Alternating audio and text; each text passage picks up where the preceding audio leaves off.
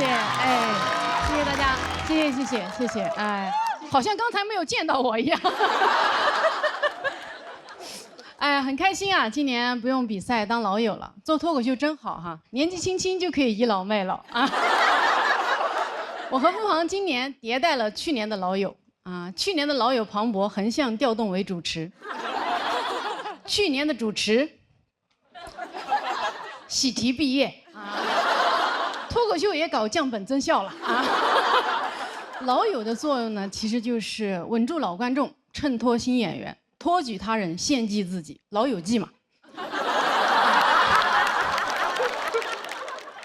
所以大家能听得出来啊，现在的出梗已经有一些调皮了啊，这就是我今年的喜剧风格啊，笑不死风。啊，我就会讲那种观众会笑，但又不至于威胁你们生命安全的笑点。你们听完之后，统一的反应都是哈哈，笑不死。当然。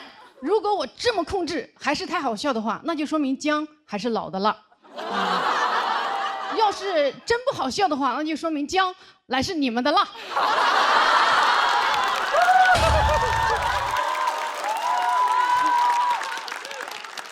脱口秀比赛好啊！我们每年来这里，带着自己最好的段子啊，最大的野心和最严重的心理问题，一顿厮杀，最后只有一个人会含笑上岸。而其他所有人都将大获失败，或者小获一些不为人知的失败，就是那种啊，你还上过节目啊的失败。哎，太残酷了啊！残酷的就像这个世界上其他任何一个行业一样啊。但人呢，又没办法不比，就连我们今天能坐在这里瞎比比。那都源自于当年我们在爸妈的身体里拿了那次游泳比赛的冠军，那是我们第一次拼命。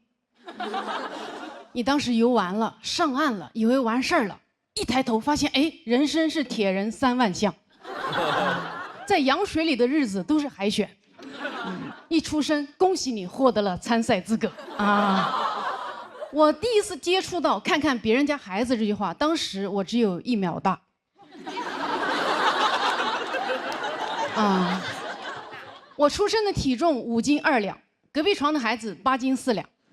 我妈当时看着我说：“咦，这孩子怎么缺斤少两的？”我爸说：“哎呦，是不是没生完？”除了跟别人家的孩子比哈，我是家里的2胎，从小我还得跟我哥哥比啊。小时候我家里所有人都会夸我哥，说这孩子聪明，就是调皮，夸我都是这孩子踏实。就是踏实，踏实这个词一听就脑子不太好使，并且小腿很粗的样子，确实是这样。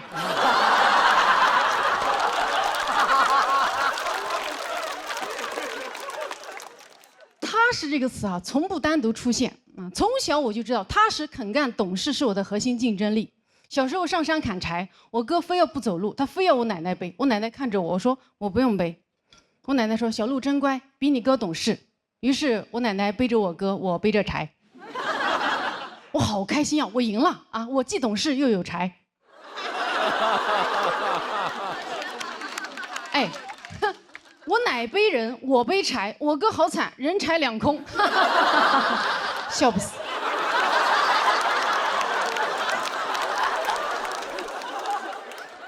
作为一个踏实孩子，我确实很肯干。但我今年在干完60场专场之后，我的嗓子失声了啊，说不出话了，跟今天的付航一样，被命运扼住了喉咙。我当然也没有这个备用的嗓子嘛，所以我只能取消了演出，在家闭麦了10天。那个感觉怎么说呢？无语了，大无语事件。我无语之后呢，我妈这辈子第一次对我进行了正面管教，她跟我说。你不要再拼了，你已经很棒了。哟，天哪！突然听到这句话，东亚小孩，我的天都塌了。哎，你已经很棒了，在我听来就是，虽然你没有获得更大的成就，但你这辈子就这样了。这是人说人的话吗？这不是我说我家狗的吗？啊，没有在沙发上尿尿，你已经很棒了。你才已经很棒了，你们全家都已经很棒了。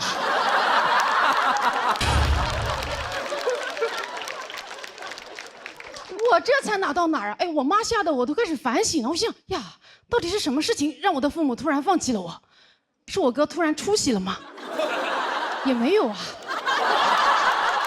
我赶紧回复我妈，我说妈，我还可以更好的。我妈秒回我说也是。啊，你现在生个孩子比啥都好啊！你看你哥啊，书读的不多，但现在2个孩子都这么大了。我说我看我哥啥，2个孩子都是我嫂子生的，你带的，我看我哥过得有多爽。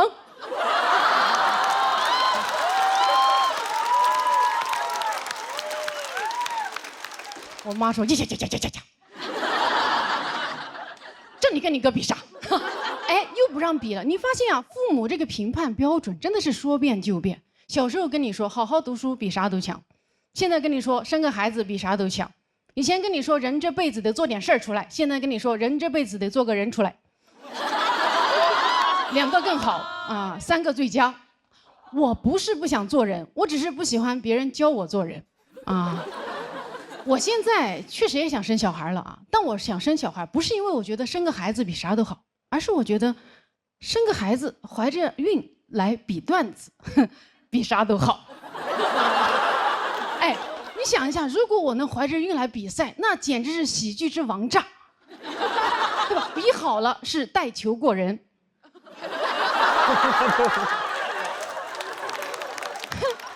没比好那是其他演员没有素质。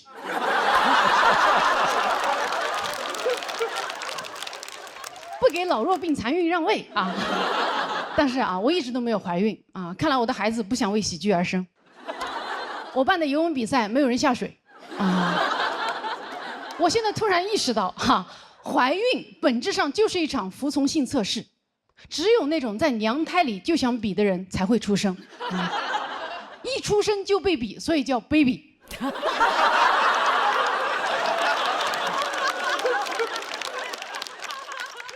现在知道我优化掉哪位老友了吧？王建国的大业后继有人了。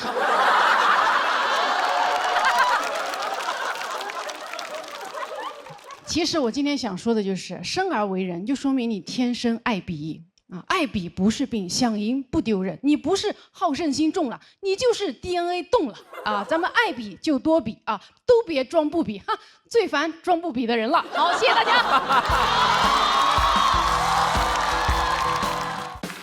大家好，我是宋万博。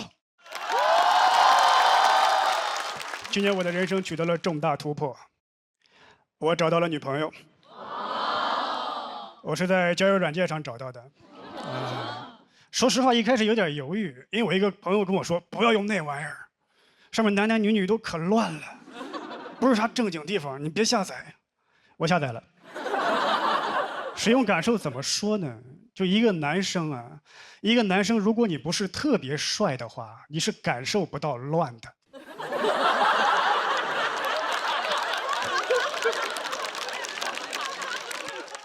我用了1周，这哪乱了？挺正经的呀。我都加了一个考研群了，每天打卡背单词。我跟我朋友说，这跟你讲的不一样。他说有没有想过是你的问题？我说是我不好看吗？他说难看。就你长得太正了，你特别像我们教导主任，不想找你谈恋爱，只想找你背单词。我说你说这个简直荒谬啊！他说对 ，ridiculous。哎，我平时背没这么顺呢。还有你长得有点朴实，我最烦朴实这个词，因为朴实意味着土。每次有人说我朴实，我都会想起一个山村老大爷捧着个筐子，水果滞销，帮帮我们。我想谈恋爱，帮帮我吧。但我得承认，虽然我长得朴实，但我心里并不朴实。我不是我这张脸的人，只是长成了这个样子。我就这么说吧，很多男生心里头都住着一个渣男，只是被他糟糕的外表锁住了。当然也有些没锁住。我坦白说，我在交友软件上，我看过男生。我想法很简单，我就想看一看是谁在乱，谁有资格乱。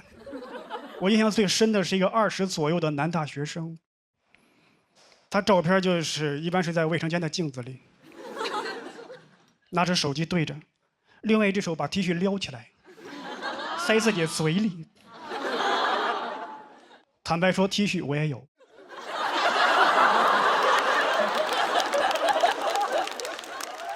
但我差的是 T 恤吗？我要是把 T 恤撩起来，特别像30天减肥的第一天。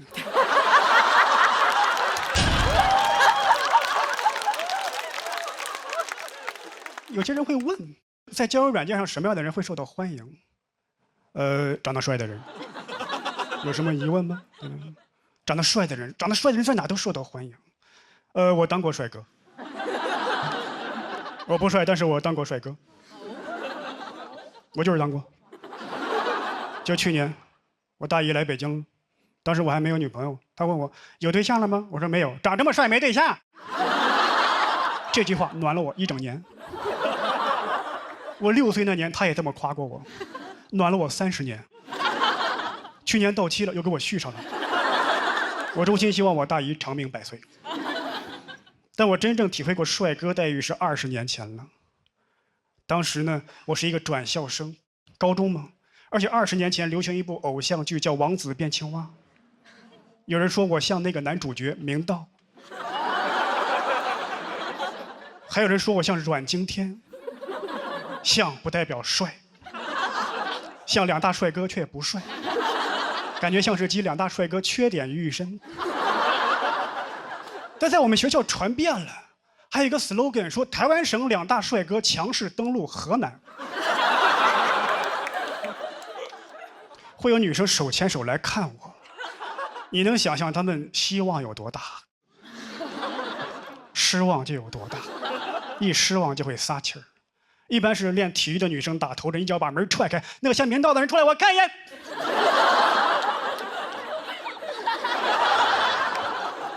像个屁呀！我说不像明道，也不能像那个吧。这还只是轻度的，中度的一般发生在课间的时候，我喜欢趴桌上睡觉，更增添了神秘感。想象一下，转校生，教室的后排，课间喜欢睡觉，符合校园帅哥的一切设定，就差帅了。会有女生头从那窗户那都钻进来了，就他一瞪我看一眼，我看一眼，看，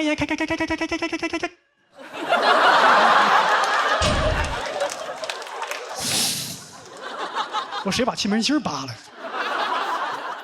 这还只是中度的，重度的一般发生在放学的路上。放学路上，我走着走着会突然听见后边有女生冲到我前面，这样。她的闺蜜，帅吗？帅吗？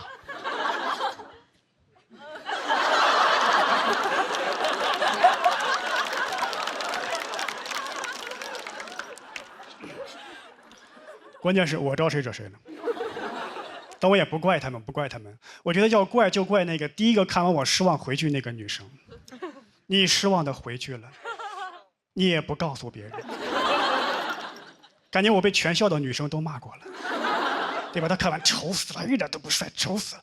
别人问长得怎么样？我觉得还可以。这不是我喜欢的类型，你们去看吧，没准喜欢呢。丑死了。后来我打听了一下是谁在造这个谣，说我们班有一个女孩，她特别喜欢看偶像剧，当然她只是说我长得像，但是造成那个后果，我要报复她。我报复她的方式非常极端和残忍。我说她长得像刘亦菲。你们可能不太了解，20年前刘亦菲在男生心目中是什么地位，相当于20年后刘亦菲在男生心目中的地位就没变过。我也让你尝一尝被大家轮番唾骂的滋味，但我忽略了一点，就是这个女生啊，首先人家底子好，其次呢，就是当时男生的审美呀，很容易被舆论操控。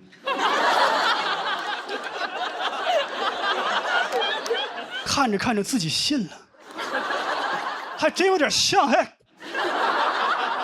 从此有一个新的谣言产生了，说高二6班呀有一对金童玉女。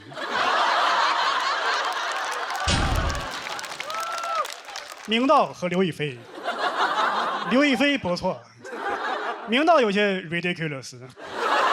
那就说到这里，感谢各位。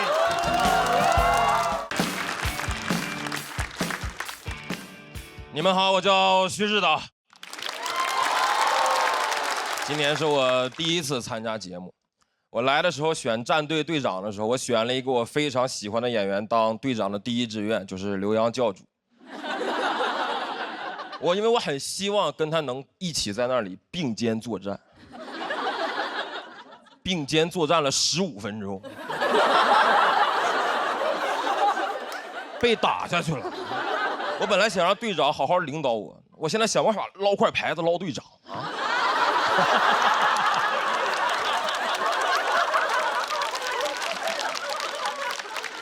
我从小是家里老人带大的。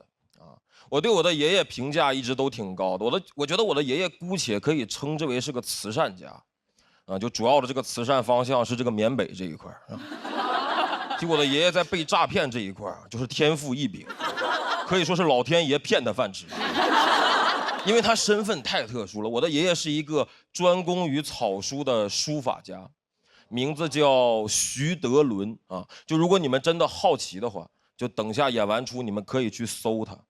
但是你们不要去骗他，因为我马上就要讲到别的骗子是怎么骗到他的，这些都是吐槽我爷爷，不是跟你们介绍我爷爷的使用方法。因为我爷爷是一个民间老艺术家，他很渴望自己的作品能够被大家认可，骗子就会拿捏这个心态。比如我爷爷经常会花重金买回家里一些你一听这个世界上他就不该存在的奖项。前段时间家里多了一个奖状，叫中华书画4大魁首，上面4个头像：徐悲鸿、张大千、齐白石、徐德伦。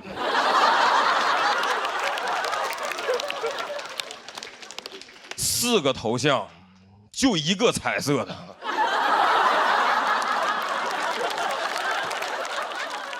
今年我过年回家，饭桌上我的爷爷非常开心，说一家人都回来了，想开瓶茅台。我说爷爷，咱们都自己家人，没有必要喝这么贵的。只见我爷爷大手一挥，掀开帘子，里面露出了一箱长得像茅台的酒。我说爷爷，咱可都自己家人。要不稍微喝点贵的。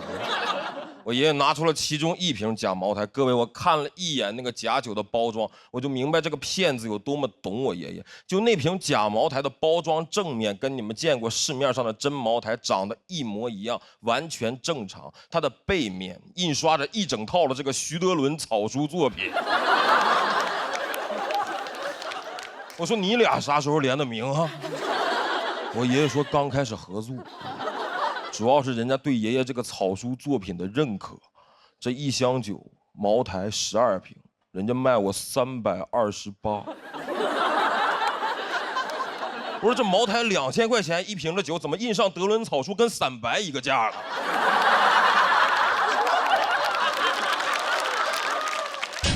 这是对你德伦草书怎样的认可啊？这德伦草书可太牛了，帮家人们把价格打下来了。我不想伤他的心，我还是陪他稍微喝了一杯。就朋友们，我平常也是喝过点白酒的，但我真没喝过假酒。假酒那个味道和口感，我当时尝了一口，我说怎么这个封面上这个草书它是渗进去了吗？茅台啊，我第一次喝出了墨香型。我爷爷还让我评价，他说孙子，你看爷爷这个草书在酒瓶子封面上写的怎么样？我说爷爷，从味道上来看，你写的绝对算是入木三分了。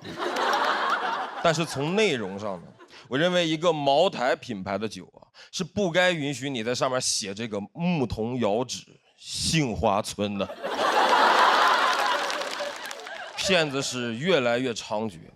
2023年，我的爷爷在老家接到一通电话，表达了对他书法作品的肯定，说希望我的爷爷可以交点报名费去北京写书法，要炒作他。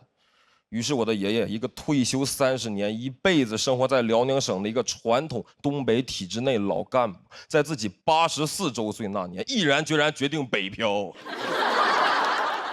我说我是听说人这个73、84有那么2道坎儿啊。但我没想到84这道坎儿能迈得这么的宏伟。就徐德伦先生在他84岁要迈的这道坎儿叫山海关。我当时还在北京读研，毕业季正在找工作，不是很顺利。我刚失败了一家单位的面试，我回学校的路上，我爷爷还给我打电话说：“孙子，那个爷爷在北京找了个工作。”我说：“你春招比我还顺利呢。”那个你毕业先不要着急找房子啊。我准备上北京跟你合租，我从老家多带几瓶酒过来，咱俩天天下班一块喝。我说有点分不清哪句话更吓人了。我从来没想过这么个结局。我从辽宁省我考来北京大城市，我好不容易找了工作落下来，然后跟爷爷合租，这是不是太绝望了？在大城市跟爷爷合租，在大城市我白天不是已经当过孙子了吗？啊！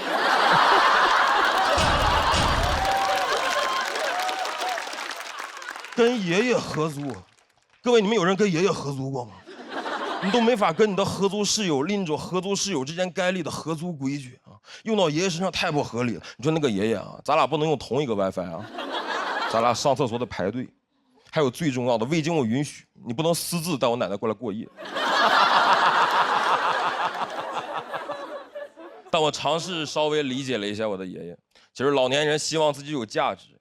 我爷爷就是很希望努力能让自己的作品火，想挣点钱给我买房子。但他现在在他这个方向，就是越努力，我离买房越远，我离合租越近。骗子最过分的就是这点，他会利用老年人的这种亲情。他那个骗子直接就跟我爷爷说，只要你愿意来北京啊，把这个钱交了，我就会炒作你，将来你1平尺的书法作品就能在北京买1平米的房子。我爷爷听完，现在拿着那个笔和纸就要来给我弄套房子。上一个这么有底气的书法家呀，叫神笔马良。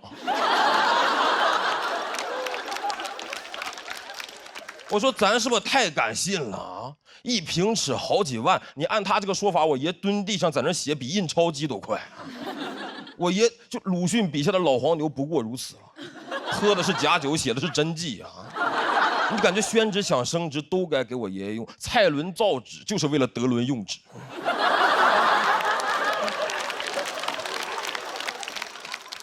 上周我跟我的爷爷说，我说有一个单口喜剧的节目找我，我下周准备去一趟上海，我准备带着你的名字上节目，争取咱爷俩起码火一个。我爷爷听完笑了，说你是不是叫人骗了？好了吧，谢谢各位，谢谢你们。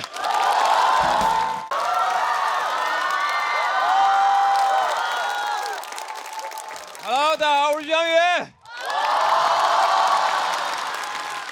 去年录完节目之后啊，我确实变化还挺多的。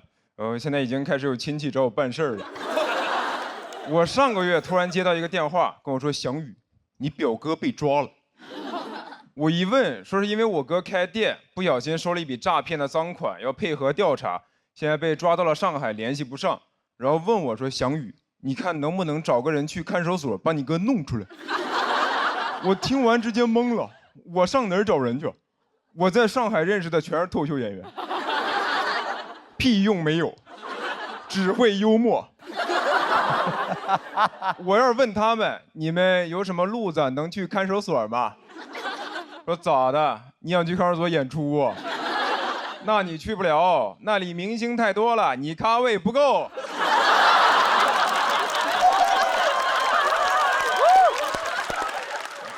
我实在不知道咋办，我就寻思帮我哥找个律师，但你也不知道上哪儿找，就打开了大众点评。哎，大众点评真的有很多律所，但那好评你也不敢信，就跟饭店一样，很多好评一看就是刷的，说这家律所位置好找，不用排队，判的死刑立即就执行了。而且选择一多吧，你就会想找一个最划算的。我最后给我哥精挑细选了一家4.7分的律师事务所，团了一个3.9块的刑事辩护套餐。现在想想真的荒谬，穷病乱投医呀！3.9块的刑事辩护律师能干嘛呀？法官说无期，律师说行。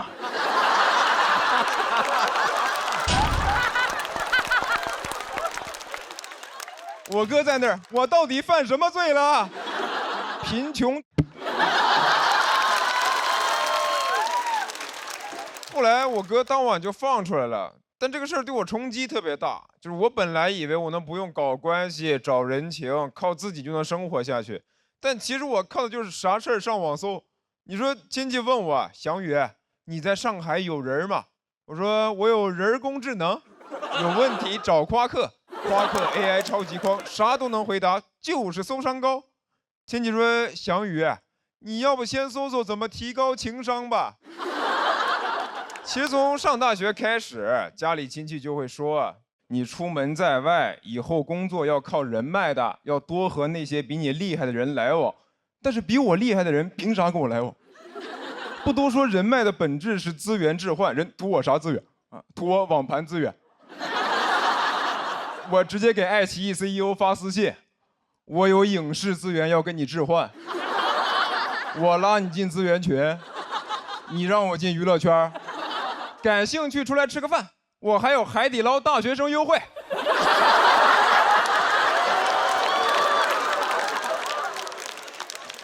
但是我现在能意识到吧，有些事儿你只靠自己确实很难办。我去年刚来上海的时候看过一次病，就我脚这里烫伤一块，然后一直化脓不好。你上网查贼吓人，是会发烂、发臭，然后截肢。但是有烫伤科的医院呢又特别少，我一看号，至少要等1个礼拜。我说那不用看了，直接截肢吧。喜剧之王单脚记。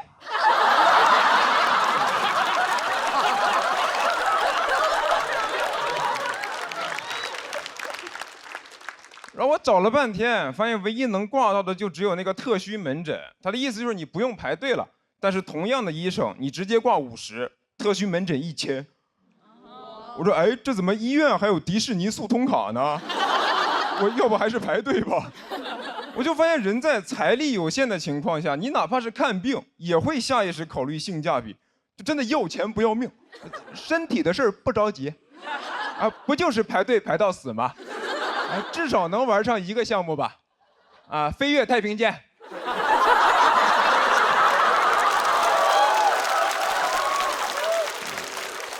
然后我就问我上海的朋友说，怎么看病能更方便一点？他们就跟我说，那就找人呗，啊，我不用排队，我哥是肿瘤医生。我说那你天天得肿瘤？他说不是，我哥会带我去其他科室再找人。那医院也是小社会，能关照的地方肯定会优先亲友嘛。为啥是亲友优先呀？不应该是 IC 优先吗？以前也没人教我这些呀，我只知道学医救不了中国人，不知道学医能救自己人呢。难道医学生宣誓仪式的时候问咱们为什么献身医学？为家人谋福利。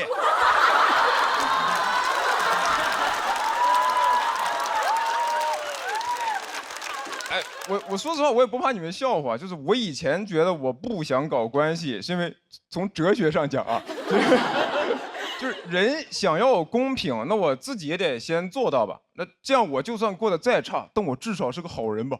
但我现在觉得这不就是精神胜利法吗？就啥都没有，但是贼有态度。因为你现在想要过得好，你要么就有关系，要么就有钱，但我就是2样都没有，空有一身正气。但是嘴硬，我没钱，也没关系，都没事儿，好人一生平安。谢谢你们，我是翔宇。哎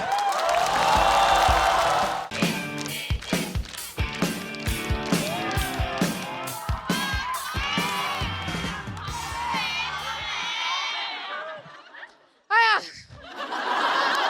这1年来呀，也是红气养人了。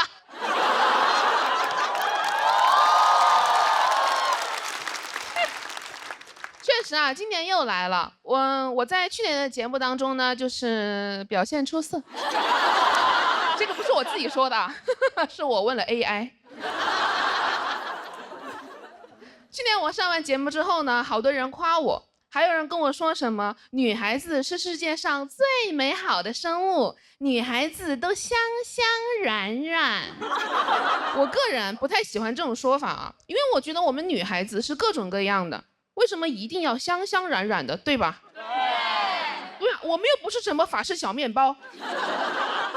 但是直到最近，有一个零食品牌找我直播，当时真的没有忍住，我说我就是小面包，我香香软软，可能因为我太谄媚了吧，最后没有接到这个商务。上完节目之后呢，好多人说记住了我的自信，还有一些姐妹跟我说很羡慕我的天生自信。哪有人天生自信啊？咱们从来没有见过哪个医生在产检的时候指着那个 B 超单说：“哎呀，你这个小孩啊，先天性自信呐。”然后等这个小 baby 在产房里面出生的时候，他就做自己。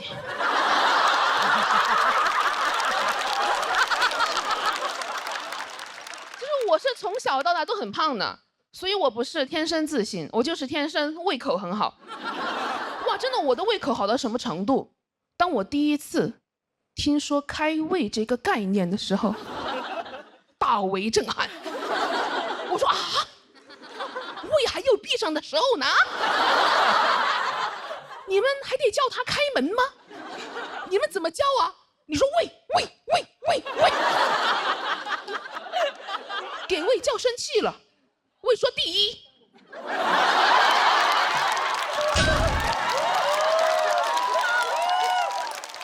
谢谢你们喜欢这个梗啊，这个确实是我今年写书最喜欢的一个梗啊，没有任何原因，就是荒谬啊。我以前其实都很自卑的，我最自卑的时候是青春期，因为初中的时候特别喜欢把班上最胖的女生和最胖的男生拉郎配。对吧？初中都禁止早恋，而我在包办早恋。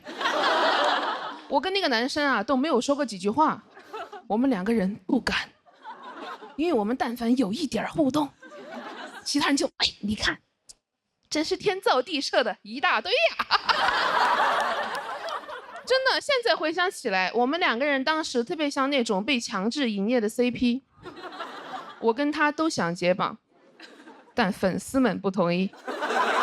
我跟他想解绑有一个方法，就是有一个人呢要瘦下来，但我瘦不下来，所以他必须给我瘦下来。到后面我疯了，我看见他坐在那儿我就生气，我说你运动啊，你跑步啊，你再不跑我就追你了。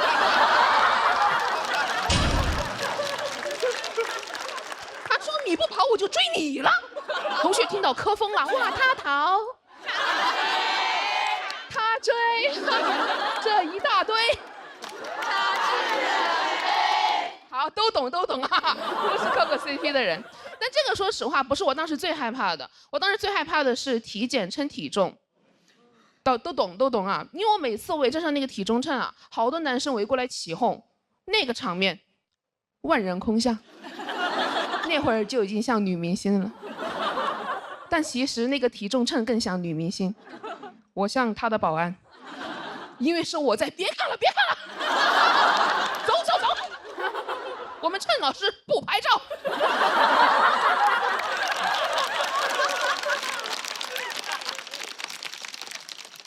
这就是我的青春，所以我当时真的看不了一点青春片，因为你们那些女主角啊，要么天生大美女，要么丑小鸭逆袭。一个能代入的都没有啊！你们看过《初恋这件小事》吧？对吧？它讲的就是女主为了男主一路逆袭的故事。但你们可能忘记了，女主角有一个胖胖的闺蜜，她也有自己的 crush。我当时带入她看了半天，结果看到她一直在帮女主追男主，我真是恨铁不成钢。我说小胖龟呀！你就没有自己的男人要操心吗？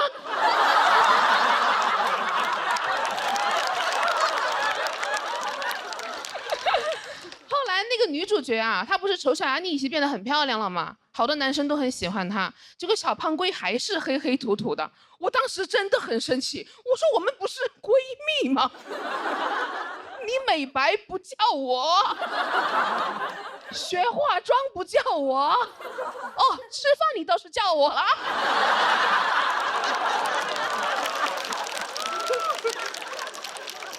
而且你还不吃，能不能管一下我们普通人的死活好不好？哎，能不能给我们普通人拍一个青春片啊？真的，能不能至少给我们造个梦，对吧？如果让我拍，我就拍里面那个女主角，她也胖胖的，什么都没有，但她就是很自信，因为她身边的人都很正常友好。比如说，当女主课班上最胖的男生走在一起的时候，其他人只会说：“哎，你看，真是一对普通的两个人啊。”当女主体检称体重的时候，围过来一圈男生当她的保安，说谁都别想看她的体重。旁边医生说：“啊，我也不能看吧。”当女主因为有了 crush 开始身材焦虑、饿到晕倒的时候，闺蜜递过去一个小面包，说美定没有天花板，你看你多香香软。而且为了男人不值得，因为没有4菜1汤的爱情，就像一盘散沙，风一吹就不好吃了。我朋友听了我这些设想啊，他说你说的这个不是青春片，是《舌尖上的中国》。不得不承认啊，姐妹们，目前的环境催生不出来这样的青春片。所以真的，如果你们觉得自己不够自信，你就装。你们别管，你先装他一个疗程的。如果你实在不会装，你现在在兜里装一个 vivo S30。等一下，哇 ，Live Photo 神器，拍出鲜活的自己，好好看看你们自己到底有多美好。事实证明，谄媚是可以接到商务的。而且我们仔细想，你装自信没有任何损失，哪怕有人过来问你说你凭什么那么自信呢？不要理他，掉头就走，因为你确实不知道为啥。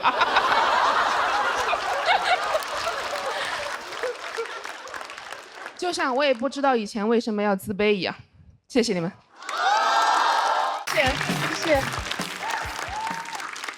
谢谢。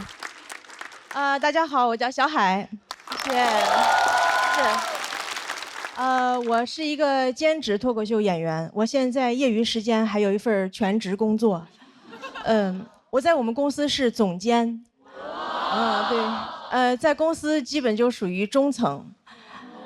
还有一个老板，一个下属，没有同事。就这老板还要天天开会跟我们讨论公司未来的发展战略。公司一共3个人，啥战略啊？一会儿排成人字，一会儿排成一字。我们公司真的特别小，有多小呢？我们租那个写字楼以前是个酒店，我们公司就是个标间儿。而且它该有的没有，不该有的却有很多。我们公司没有打印机，却有一个浴缸。浴缸里还堆了很多杂物，什么吃的喝的。有一天客户来了，老板当着他面跟我说：“你去浴缸里给客户拿点水。”前2天我下属还辞职了，我们公司连群都没有了。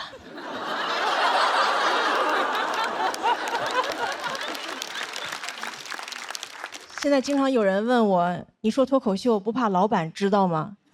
我不怕，因为你看我有2份工作，我们老板有4份。一个公司2个人6份工作，我们公司就业率300%。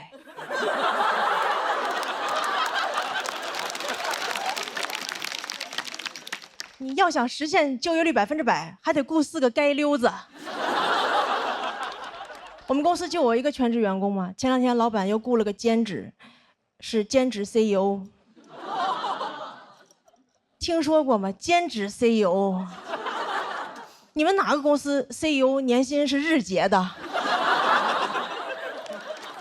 平时我都不太敢给他打电话，因为害怕他还有什么别的兼职。我怕我打电话，我说老板有个文件需要您签字，老板说一会儿签，等我送完这单。不光公司奇葩，老板还经常跟我提很多奇葩的要求。哎，你们能相信吗？前2天我老板让我值日。我说值日是不是应该轮流值日？我没见过谁一个人值日，一个人那就不叫值日，一个人那就叫保洁。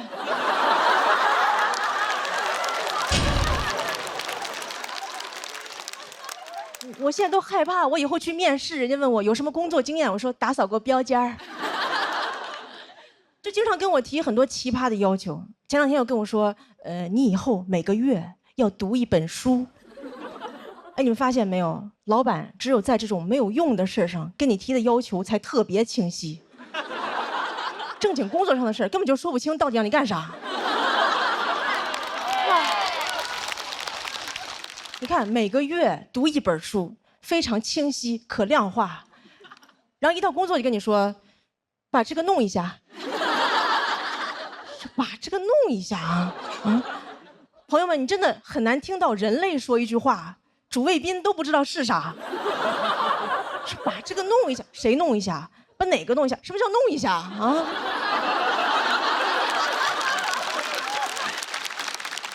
就这句话，老板可以让我干任何事儿。老板就算让我杀人都可以说把这个弄一下。然后前2天老板又要给我降薪，他居然跟我说，你去起草一个自愿降薪协议。我说怎么你要给我降薪，协议还得我自己写啊？你要勒死我，麻绳还得我自己编？你这就相当于潘金莲跟武大郎说，大郎煎药了。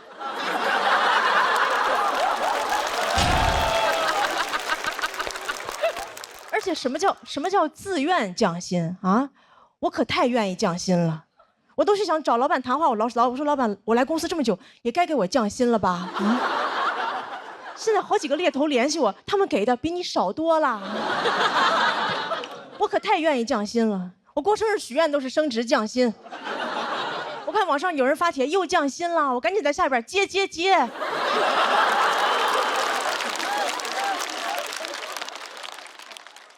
然后前2天老板又要给我降薪，这一次他居然要给我转成兼职。我说我不缺兼职。然后他跟我说了一句话，我才知道什么是真正的霸道总裁。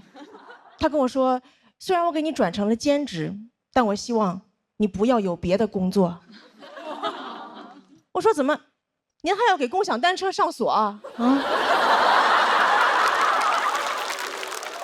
不过降薪也有一个好处，我发现老板跟我说话都客气了很多。以前老板就是跟我说你这个不行，现在跟我说你这个不行哈。我说那不行的话，那你把这个弄一下。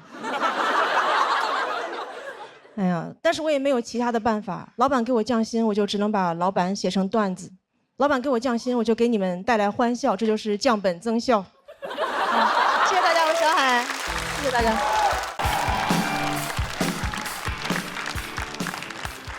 大家好，我是陈明飞啊，我现在是一个大学生啊，今年大2，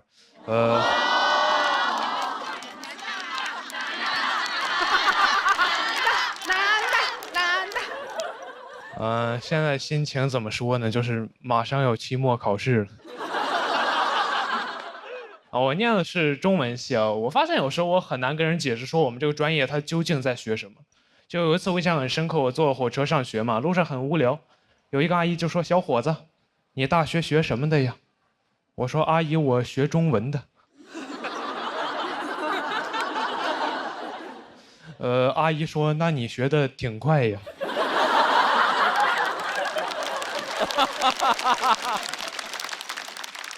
我说：“阿姨，我是中国人啊。”我在我们专业，说实话，待的没有说特别适应啊，因为我们专业是一个就是女生比较多、男生比较少的一个专业。我我记得有一次我参加学校举行那种跳长绳比赛，进了我们队的微信群，发现就好像只有我一个男生。那天体委在群里说的是老婆们集合了。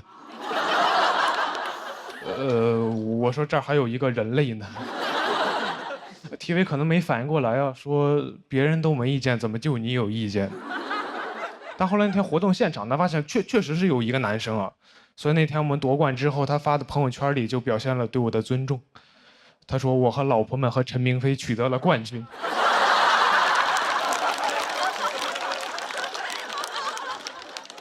感觉我像他们养的一条狗。我念中文系就是想学习写作，写一点真正好的一点作品。但上了大学之后，老师跟我说，一个作家想写出那种真正好的作品，应该要先过30-40年苦日子。我说这是不是有点太久了？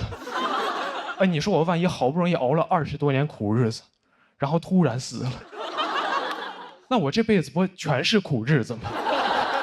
就是你不要跟我提什么卧薪尝胆的勾践，我知道这个听着很励志，但我觉得他励志就是因为勾践当年成功了。他要是尝了3年胆被夫差灭国，那他在历史上就是一个沉迷尝胆。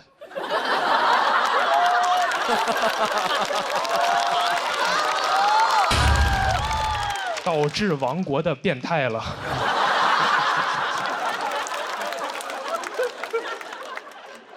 不过我还是一个比较实际的人啊，我也焦虑过，说我真正能写出好作品之前怎么赚钱养活自己。我甚至考虑过转专业，但我后来转念一想，自己在老家有一群爱看霸道总裁爱上我的朋友，我心想这群傻帽的钱哥们还是能挣的。一个作家这么一个几千年的行业，它能有什么问题呢？然后我大2那年呢 ，AI 会写小说了。我当时的感觉就像，我感觉自己像那种晚清刚进宫的太监，一个阉人。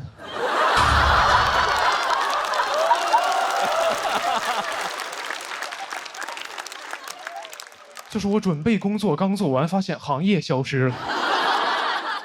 我当时感觉自己被时代所欺骗了，因为我印象很深刻，我报志愿那会儿，全网都在告诉我，文艺就是人类面对 AI 的最后一道防线。我说怎么2年就被打爆了？你 AI 用的不是 C 语言吗？怎么先把汉语言取代了？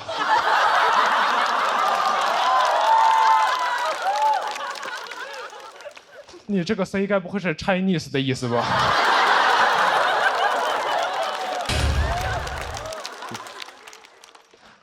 我很痛苦啊！我去问做 AI 的朋友，我说你跟我说实话就行，我们做这种行业会不会被 AI 取代掉？我朋友跟我说以后说不好，但现在不会，因为 AI 刚开始学写作，它短期内比不上你。我说这怎么可能安慰到我？我也刚开始学写作呀。我跟 AI 同时开始，你猜我俩谁学得快一点？该不会是我吧？很难受啊！我去年年底参加了一个大学生的短诗创作比赛，发现有个赛道已经叫 AI 赛道了，要求我们的作品展现出那种人机协同的美感。我说人机协同，我小时候不是管这玩意儿叫作弊吗？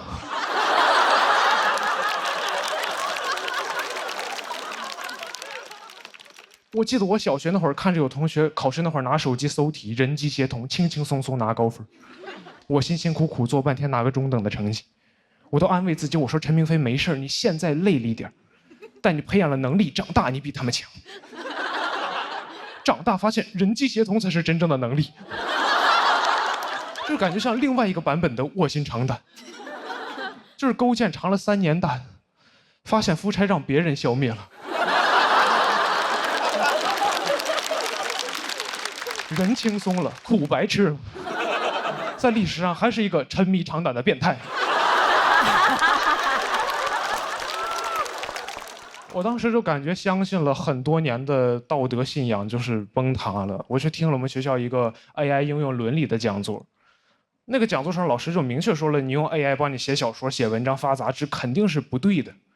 我说哦，至少还可以，至少象牙塔还支撑着我原来的道德观念。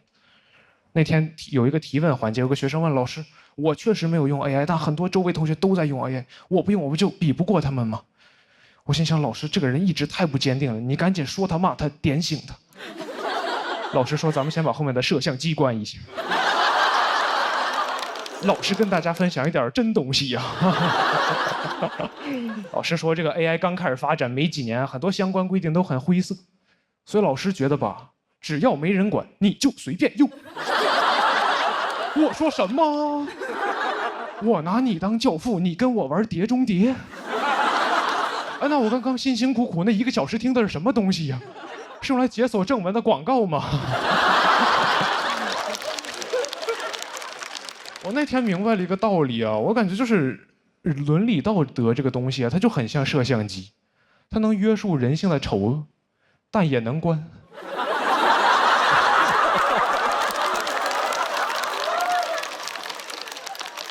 我现在感觉自己就是，我明白 AI 是好东西，我知道它这时代在进步，科技在发展，历史的车轮滚滚向前，但我不在车上。我感觉我像那种电车难题里被捆在铁轨上的那个胖子，就只不过时代的电车不会遇到难题，就可能有列车员通过监控看到说列车长前面好像有点人，咱要不要停下来等等他？列车长说就那么几个人，你把摄像机关上不就好了吗？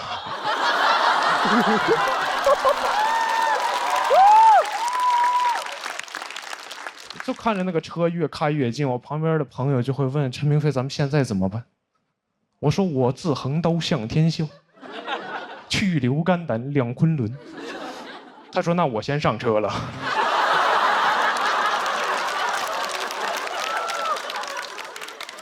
人越来越少，我看着电车过来，我也很害怕。我就躺在那儿，我说等等，这儿还有个人类呢。他说别人都没意见，怎么就你有意见？谢谢大家。好，大家好，我是二维码啊。我有一个儿子，5岁了，最近不太喜欢他，因为他非常的肥胖，咱也不知道为什么。啊，你们挺道德感挺差，你们啊。哎，我这样想啊，朋友们，不是我胖，我儿子就活该得胖。我胖是因为我有不良的饮食习惯，而我对我儿子的饲养非常的科学。他上幼儿园之后就住在我妈家，周一早上起来，我妈给他做好了早饭，他吃完了早饭送去了幼儿园，我就知道了这个人呢得吃早饭。到我单独带他，我就带他出去吃早饭。我每次都确保他吃的一口都再也吃不进去了，把他送进幼儿。哎，我觉得我是一个就是有责任感的父亲。我这样做2年多的时间，最近他上幼儿园大班了，我偶然的得知他们幼儿园呀有早饭。我说完了，你知道你做的多可怕的事情吗？当一个人从3岁开始每天吃了早饭就去幼儿园，到了幼儿园就吃早饭，就会在他脑海中种下一个坚定看法，说这个人呢就得吃2顿早饭。当你有了一个儿子，你就会发现事儿太多。那天我回家，我发现我儿子在幼儿园让人打了一顿，这是很多男人不能接受的事情，这是他们人生的底线。但是我可以接受，因为我觉得我儿子嘛，他毕竟不是我本人。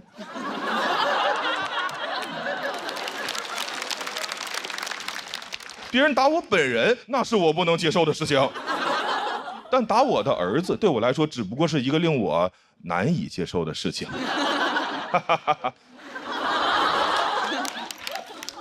我花费了一些时间接受了下来。我说那明天我送你去幼儿园吧，你别让打一顿，你不敢上幼儿园。他说明天不用上幼儿园了，因为老师说他受伤了，得在家里边歇2天。这是我不能接受的事情，这是我人生的底线。我作为一个5岁孩子的父亲，我对他唯一的要求就是给我尽可能多的去上幼儿园。朋友们，世界上为什么会有幼儿园？咱们花那么些钱去雇佣一个机构，当然是让他们去干那些咱们自己不爱干的工作。对。我要是特别爱带孩子，我儿子能上幼儿园吗？哎，朋友们，而且孩子需要幼儿园吗？孩子需要父母，是父母需要幼儿园。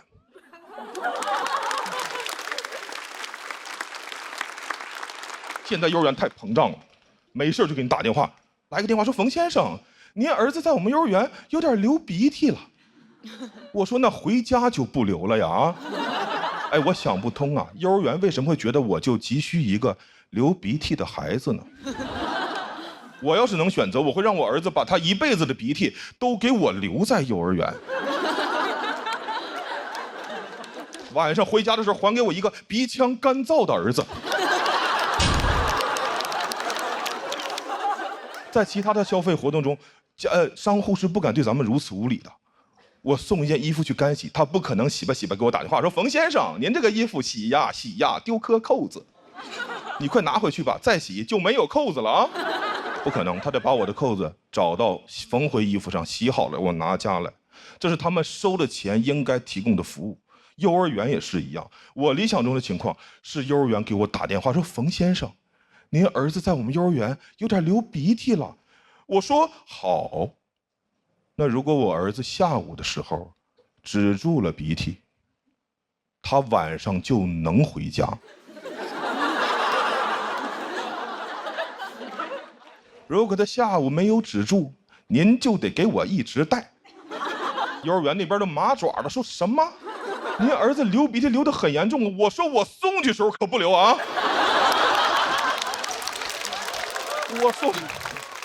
我送去时候是一个好孩子，是你把他玩坏的，你就要负责修理。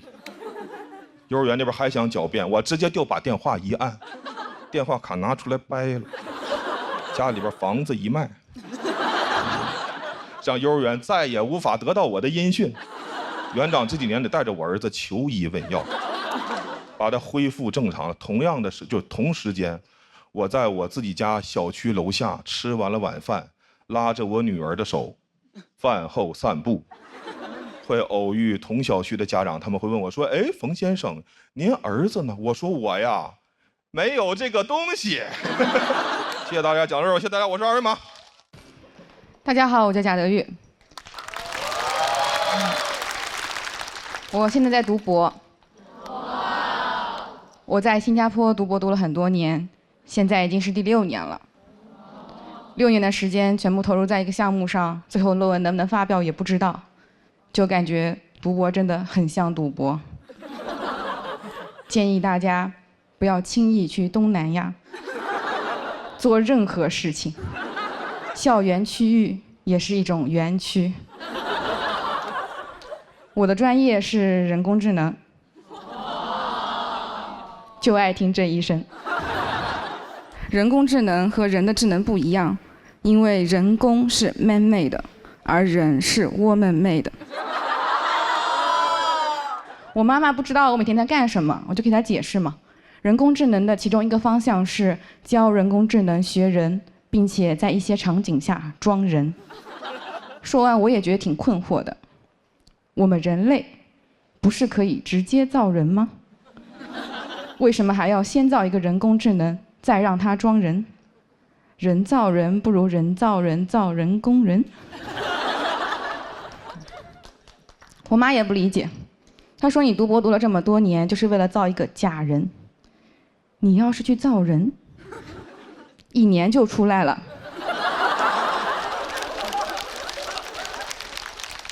现在小孩都会打酱油了，6年你都能造6个了。我说妈，咱家应该也不需要这么多酱油吧？而且生产人性价比确实有点低，养孩子6岁就打个酱油，养人工智能就不一样了。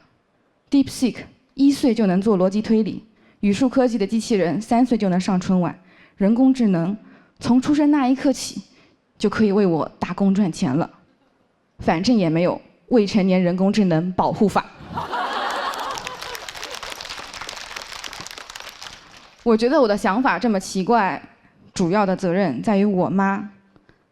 用人工智能的话来说，就是我的开发者。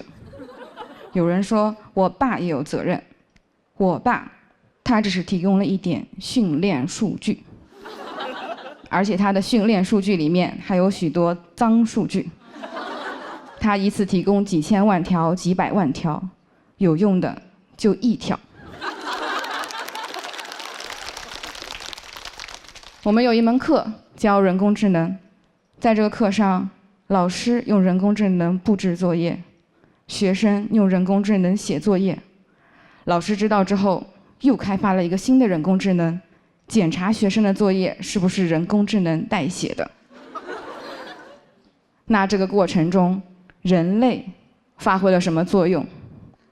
人类卷死了2个人工智能，人工智能都懵了。你们人类究竟为什么这么卷啊？他们硅基生物哪懂我们碳基生物啊？我们碳基生物 DNA 就是卷的，双螺旋结构。好在人工智能也不总是智能。那天我问 ChatGPT 1/3加1/5等于几？他说1/8。仔细一想，倒也正常，毕竟 ChatGPT 是美国人发明的。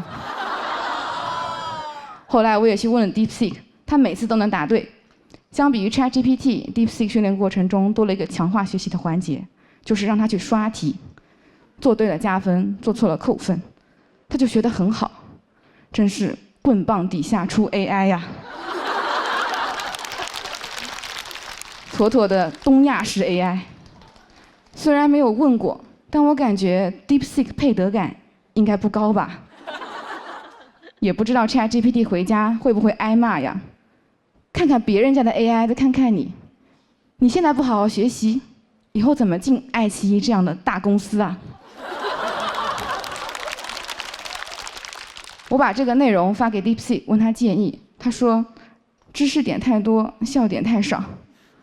我说我相信喜丹的观众，他说呵呵，还是你们人类会做人啊。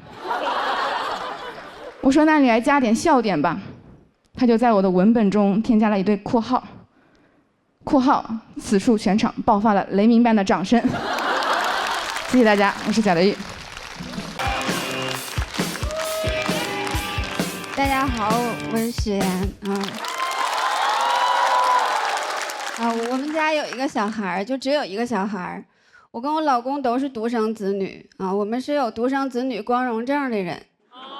就是我们要这个孩子的时候吧，当时就以为独生子女这个事儿必须得传承下去，所以当时要完这个孩子，直接就给他也办了一个独生子女光荣证然后做了一个节育手术，带了一个小环儿。跟大家解释一下，是节育，不是绝育不是小猫小狗那个就是全切了嘛，他那没了我这个还保留了我的花花肠子好像这个世界上就是很神圣的事儿，一般来说都用一个小环代替。你看你结婚的时候戴个钻戒是吧？就是一生只能爱一个人。然后你戴上这个小环之后呢，就是一生只能生一个人。但是戴之前我确实是非常害怕，因为你不知道他是怎么操作的嘛。但是戴完之后，明显感觉自己有点不一样了。当时我从那个手术室往外走的时候，我突然发现我不再需要为这个事儿负责任了，好像突然拥有了一些男生的权利。你甚至可以用这个东西反制他，将来有一天他问我，他说怎么怀孕了呢？我也可以跟他说，我说不能啊，不能是我的呀，我带了。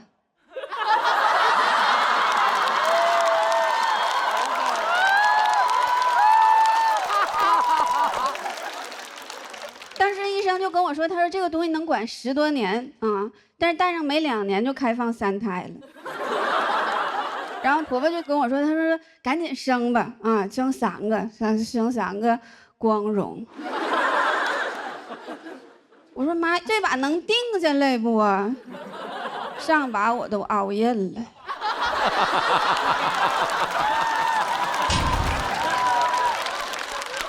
但是我也不是没心动过，因为之前有的政策确实是挺好。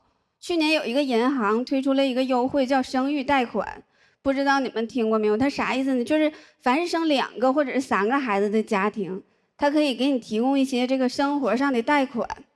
真的，我当时看见这个新闻的时候，我说这个银行是骗小孩呢吧？啊，是骗小孩呢，还是骗小孩呢？你就感觉这个孩子在肚里的时候，就有一些小鹅带的血统了。我说这玩意儿行啊，以后这孩子都不用脐带跟妈妈连了啊，就用小鹅带了。完了，将来你要是还不上这个钱了，银行就能把孩子带走。真的，你就去看去吧，就是每隔一段时间，什么生育假又延长了，抚养假又延长了。真的，我现在不要2胎。我就总觉得这个事儿后边还有大的，我怕我要早了，要赔了。但是我婆婆就特别着急，她就跟我说：“她说你赶紧要吧，那个孩子多了好，孩子多了吧，热闹。”我说妈，以前也不知道你喜欢热闹啊，喜欢热闹的话，我要俩，是不？你也别闲着，你也要俩。要我再给你第2套方案，是吧？我有个朋友，他3个孩子是3个不同的爸爸。哎，那生活想想就得老热闹了。你看3个爸爸，能带来6个爷爷奶奶，加上他爸他妈，正好8个老人，2桌麻将，完这仨小孩斗地主。我喜欢热闹，给人家整的跟那个棋牌社似的，是吧？这家多热闹！天天回家一推开门，咱这棋牌社的名就叫老人与孩。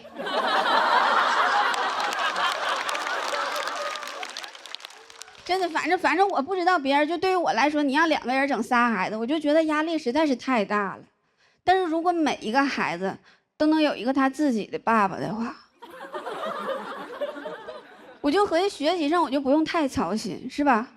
那上补课班还用我亲自跟着去吗？爸爸们自己就开始卷了。哎，你说我儿子比人大那些，咋不如人家呢？都一个妈生的。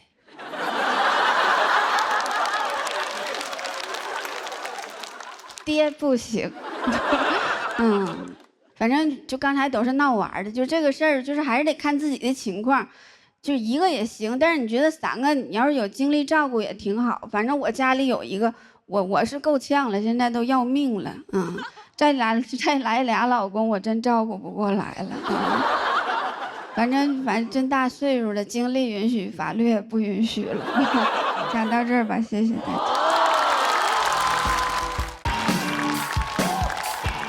大家好，我是大老王。哎，大家好。发现这个线上线下还是不太一样的。这个线下演砸一场演出，你只要卸载小某书2天，你的人生就重新开始了。线上也太长尾了，总有那种看得特别慢的朋友。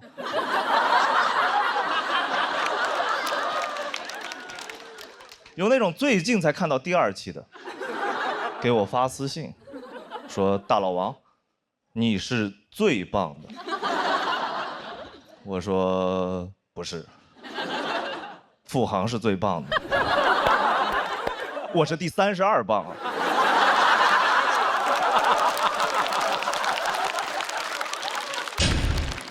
你没有朋友吗？没人给你剧透吗？小某书不猜你喜欢吗？你买咖啡送付航贴纸的时候，你不好奇吗？啊？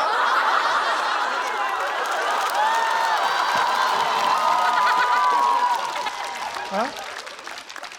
为什么不送大老王的贴纸呢？还有追着骂的，你知道吗？追着骂的说你太尬了，找个班上吧。什么逻辑，家人们？什么逻辑啊？脱口秀讲不好，工作就能干得好？你是不是对工作要求有点太低了？我工作能力更差呢，我干不了那个，才干的这个呀。我上班一些最基本的东西其实都干不好，早高峰都赶不明白，早高峰有点太累了。我是觉得早高峰就是一天最累的工作，就不能先工作后早高峰吗？而且早高峰上没人开心，对吧？基本上是一天心情最差的时候。我说你叫什么早高峰啊？你就应该叫早低谷。早高峰没人开心，但换句话说哈，你要在早高峰看到人开心，你不害怕吗？整个地铁人，所有人都觉得有哥们儿在当当当当当，搞这些，你感觉他背着小书包就去炸单位了，你知道吗？到了公司，老板不在，一顿乱炸，基层互炸。老板来了，懵了，人呢？哦，优化完成了。我不理解早高峰，原因是早高峰的目标叫打卡，打卡又是我认为21世纪最抽象的发明，对吧？这玩意儿太有意思了。你看啊，人到了公司，没打卡不算到，对吧？人没到公司，打卡了算到。怎么定义存在？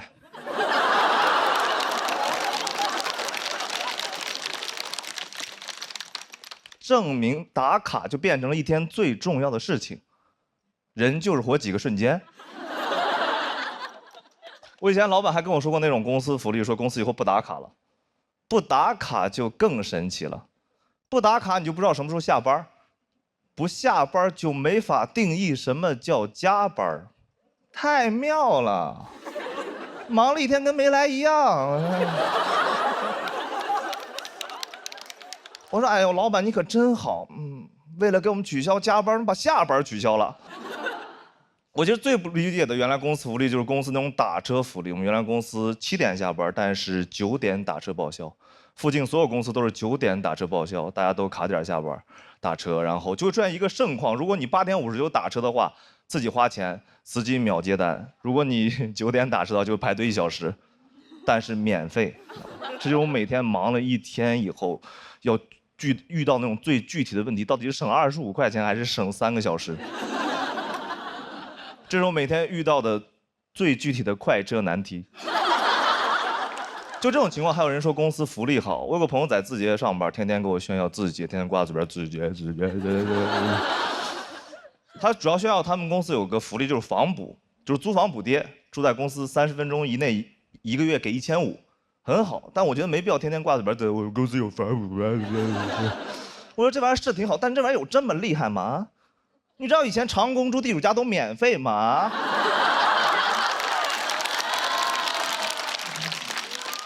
主要是你爱公司，对吧？你有没有想过公司是怎么称呼你的，对吧？公司对员工有个统称，叫官方的说法叫人力资源。听听朋友们听这个词多吓人，你是资源，风力资源、水利资源、人力资源。我那朋友还挺开心，说资源那不挺好呢？我是资源。我说好，你是煤，你是矿，你是电，你是光，你是唯一的神话，行了吧？啊？我觉得大家真的对公司的要求有点太低了。我前两天看新闻，毛东说要给外卖员交5险1金，所有评论都说是良心企业。我说真的吗？啊，要给员工交5险1金，那不是合法企业吗？我们之前对资本家要求太低了。哎呦，我们老板超好，都不违法。而且你有没有想过，没有5险1金的日子里，其实外卖员每天是很辛苦的，对吧？担惊受怕，一天到家以后啊，吓死我了，又是无惊无险的一天。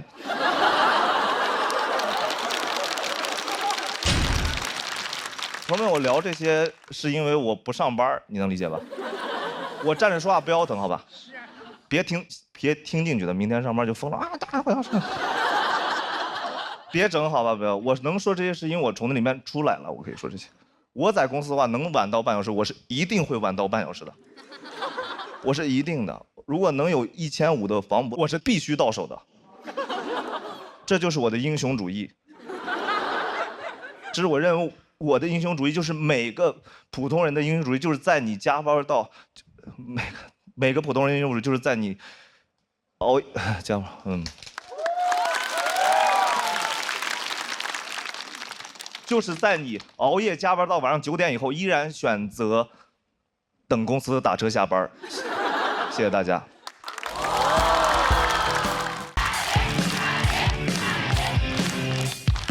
大家好，我是彩玲。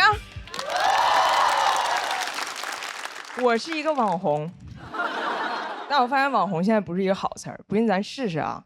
大鹏导演最近是不导了一个新电影，叫什么来着？长安的荔枝。长安的荔枝挺好，对吧？咱们把网红放进去，长安的网红荔枝，一听就不是什么好大棚种出来的。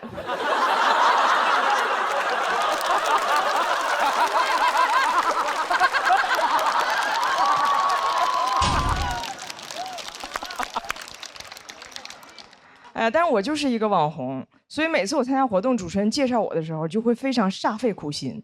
张彩玲，大胖媳妇儿的媳妇儿，互联网超高人气女老铁。我心想，这还不如网红呢。还有一次更夸张，主持人说：“欢迎张彩玲，跨国家庭幽默短剧创始人。”我老公听完吓一跳：“谁撞死人了？”我说我撞死你汉语老师了，因为网红不好听，现在很多人管我们叫博主。博主就是你发的博，你是他的主人，你的职业叫博主。如果这么定义职场，那财务叫财主，全职带娃叫妈祖，东北公务员都叫关东煮。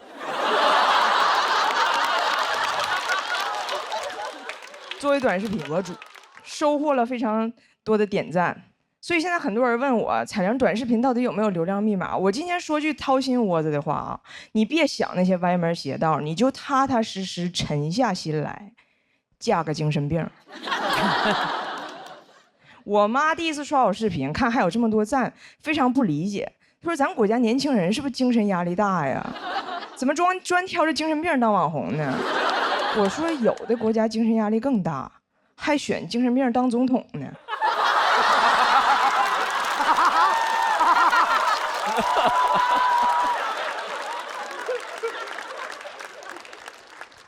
做短视频之后，我也成了个精神病。不知道你们听没听过？我以前说过一个事儿，就是讲我这个外国老公第一次来中国上蹲便不会蹲，我还得教他。对，我教他，我说双腿弯曲，重心下沉到极致。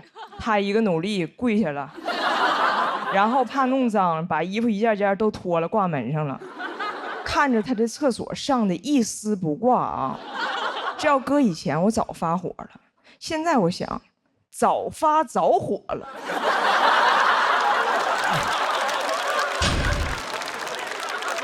多好的老公啊，自带流量，他能掉里头就更好了。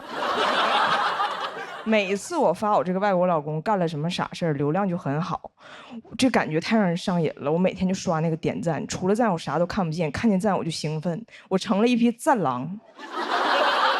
但如果发别的内容，流量就一般。为了这个事儿，我还找了一个网红前辈去请教。我说从长远考虑，我应该写点什么内容呢？前辈问：为什么考虑长远？短视频的核心是什么？是短视。网红是什么？大家想听啥你就说啥，这叫网红。我说那如果我就说我想说的，不管大家听不听呢？他说那个叫网课。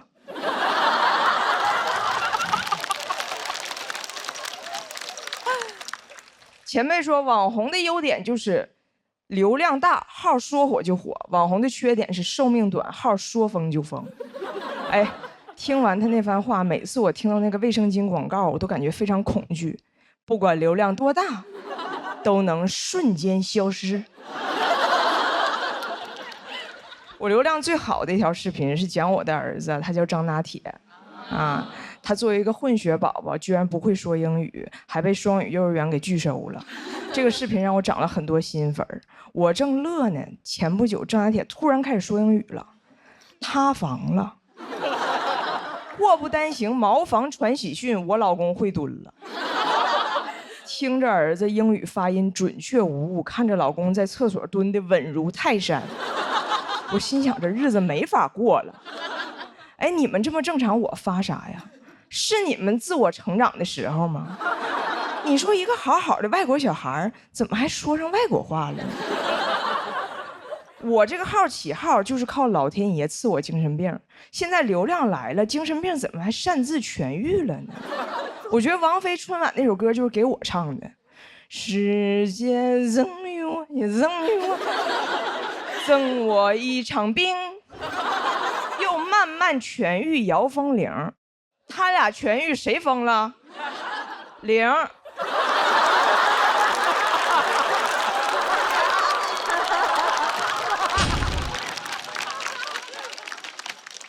我都没敢跟家里老人说我是网红，我爷是听邻居说的，问我啥叫网红啊？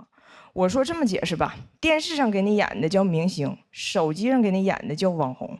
我爷说，那你啥时候能从网红变明星呢？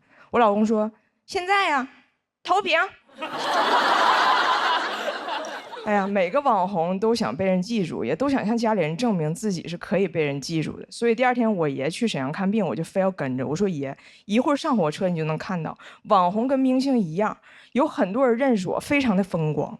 结果那天在火车上根本没有人瞅我，马上到站了，终于有个大姐啪嚓打我一下，哎，你是那个张？我心想，证明自己的时刻到了。大姐说，你是张铁林。哎，不对，那是皇阿玛，那是皇阿玛。你别说啊，我能想起来，你别说，我能想起来。然后她转身开始打她老公。哎，老公，他叫啥来着？他叫啥来着？我老看他，你帮我想一下。哎呀，他有个儿子，他儿子可荒诞了，可愁人了，网友都拿他儿子玩梗。他叫啥来着？她老公说啊，我想起来了，想起来，他叫那个向太。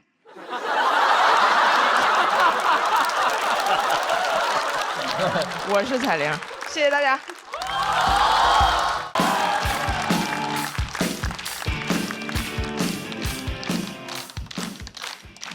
大家好，我叫段小川。谢谢大家，谢谢大家。简单自我介绍一下，我是一个北京人啊，但我其实不是那种地道的京爷。对，因为我父母是山西人嘛，但是我很喜欢假装自己是那种地道的京爷，所以每次别人说我听起来不像北京人的时候，我都会跟他说，嘿，要不您再仔细听听呢？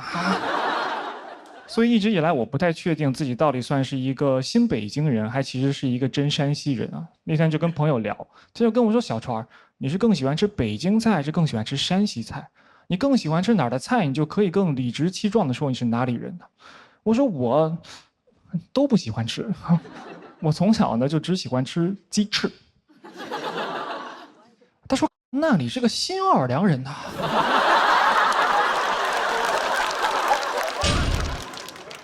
我这朋友是一个大傻子，而我的父母其实是在考大学那会儿考到了北京，然后就一直扎根到了现在。想跟大家介绍一下我的父母啊，因为我觉得我父母其实和这个传统家庭里父母的分工不太一样。就我妈其实是传统家庭里父亲的那个角色，主要负责赚钱养家和糊口，然后我爸呢就是传统家庭里面儿子的那个角色。对，他主要负责花我妈的钱，吃我妈的饭，时不时再气一气我妈。我们家表面上看上去一家三口啊，实际上单亲妈妈带俩娃。每次出门我都说这是我妈，这是我大哥。我大哥总爱跟我玩一个男生间很爱玩的游戏，叫爸爸。但我妈其实是在国企上班，我爸是老师啊，都不是什么暴利的行业。但是我爸就是会挣的比我妈少很多，时间长了你就感觉家里两个男的，哇，我跟我爸，一个啃老，一个啃老婆，他们都快退休了。我爸刚参加工作的时候是在一所排名倒数的高中教语文啊，30年过去了，我爸现在的工作呢是在一所排名倒数的高中教语文，30年过去了，他还在河东，莫欺少年穷，但我爸至死是少年呢。人别的老师教书那是桃李满天下，我爸教书那就是灵活就业，人员满天下。他虽然是教语文的，但这30年他从来没有辅导过我语文。小时候不懂事还挺生气的，你现在想想，这可能也是一种父爱的体现吧。相比我爸在他事业上的躺平跟不努力，我妈这些年真的很努力，也攒了不少钱。去年有一天，我妈就过来跟我说，她说：“儿子，我在北京给你买房了，写的你的名字。”我的反应也是这样，我说妈，哇！当时嗡的一下，脑子里第一反应，我的天哪，我妈肯定是腐败了呀。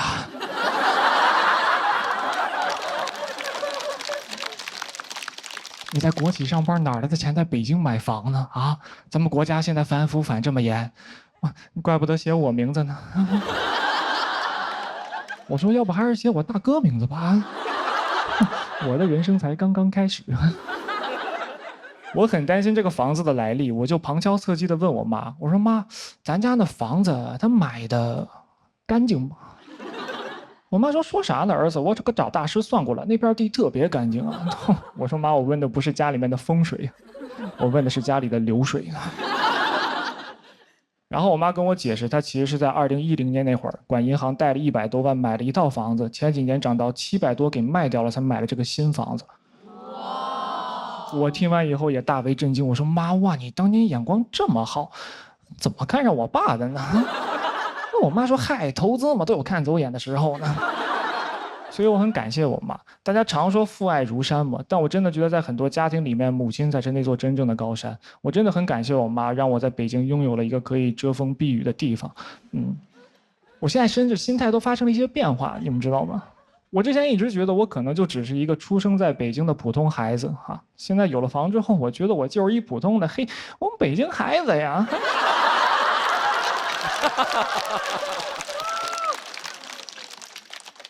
就讲到这儿吧，有点不好意思了哈，因为爷们儿要脸呢。谢谢大家，我是郑小川。大家好，还有后面的朋友们，大家好。我是庞颖啊，我是一个辩手。我一个辩手为什么要来蹭脱口秀呢？因为奇葩说停办了。打辩论的问题啊，是特别难赚钱。我给你们举个例子，你们就明白了。我前一段时间参加了一个辩论赛，我的立场是：爱美对于女性来说是一种不自由。我站在舞台上振臂高呼，与其反思自己，不如指责结构。场下掌声雷动，就像现在一样。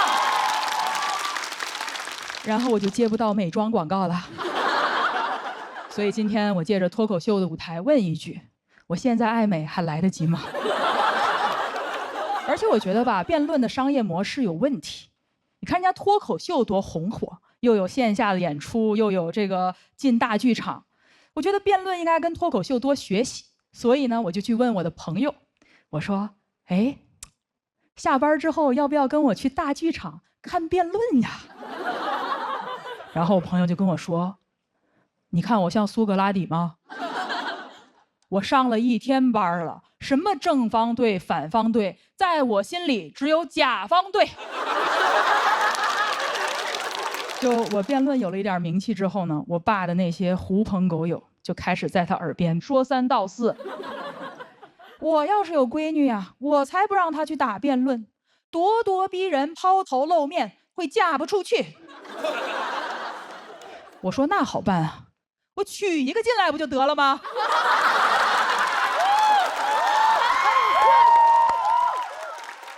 欢迎你们的儿子来入赘。但是当着这些叔叔大爷啊，我什么都没说。不是我怂，因为听我反驳，那可是另外的价格。他们怎么老想把我嫁出去呢？每天就是嫁，我又不是一匹马。听见谁笑了没有？这是我的脱口秀小姐妹跟我说，一定要说一个谐音梗，歃血为盟，算是入圈了。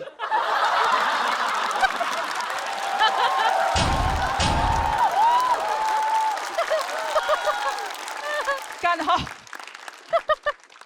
而且能嫁出去一定就是好事儿嘛。我曾经在亲戚家遇到他们家保姆阿姨，中年女性，独自在大城市打拼。这个家里从看孩子、做饭、打扫卫生，照顾完小的，照顾完大的，里里外外都是这个阿姨。我就跟她说：“我说阿姨，您在这儿多辛苦啊，您不想家吗？”阿姨说：“傻孩子，这些活儿阿姨在家也得做呀，还没人给钱。”我当时就想，人还是得有工作，我还是得上班，因为不但有工资呢，还有晋升途径。我就没听说过哪个妈妈从妈妈升为了资深妈妈、主管妈妈、大中华区总妈妈。所以其实这么多年我都在上班，当时录完《奇葩说》我就回归职场了。但是在我工作了这么多年之后呢，我发现现代职场其实跟传统婚姻非常非常的像。比如说以前结婚要改姓，现在入职要改名，以前改成张氏、王氏、屈臣氏，现在改成 Lisa、Sarah、Katusha。以前叫我们恪守妇道，放到职场里就是好的，收到。唯一不一样的呢，是以前生不出孩子要打入冷宫，现在是生完了孩子，公司会把你打入冷宫。时代呢，还是有一点进步的，现在是此处无声胜有声。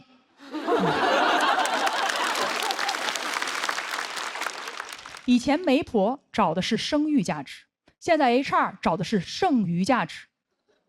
时代进步了吗？没有啊，这两个词用英语写出来都没差别好吗？都是生育价值。而且婚姻和工作呀都靠不住，老板要换人的时候会说，让我们给年轻人多点机会。老公想换人的时候可不会这么说，他会直接这么做。这就是为什么呢？我这个上班的辩手还要来学习脱口秀，因为我觉得脚踏两条船那都是不够的。这个世界上呢，根本没有上岸这回事儿，我们脚踏的船多了，它就连成了岸。一份工作很可能会背叛我，3份工作很难同时背叛我啊。这就叫一条 ship 比不上2条 ship，2条 ship 比不上 open relationship。